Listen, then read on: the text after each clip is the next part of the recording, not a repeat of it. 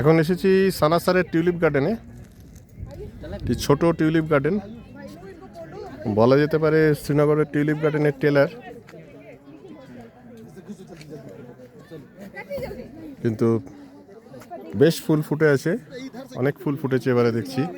এর আগেও এসেছি আমি সানাসারের এই টিউলিপ গার্ডেনে, কিছু ফুল যদিও ঝরে গেছে।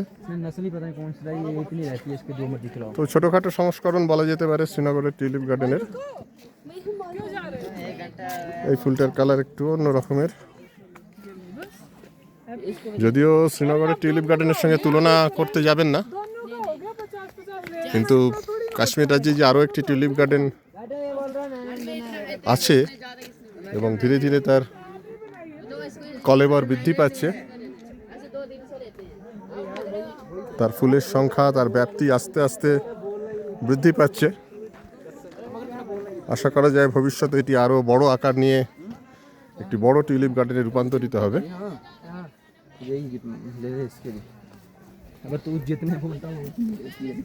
আর পাশেই আছে সানাসার লেক।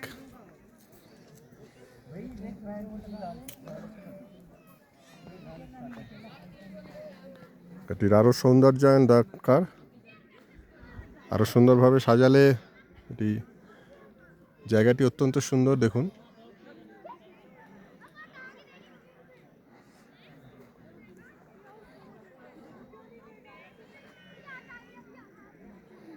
চারদিক অত্যন্ত সুন্দর,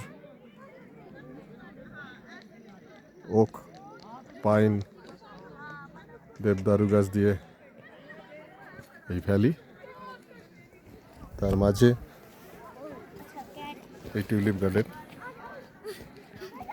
আকারে অত্যন্ত ছোট, কিন্তু বেশ ভালো লাগছে এর অবস্থানটা এরম জায়গায় হওয়াতে।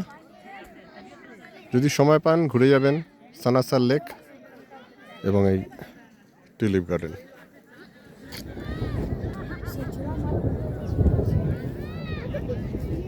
শুনতে পাচ্ছেন ওপরে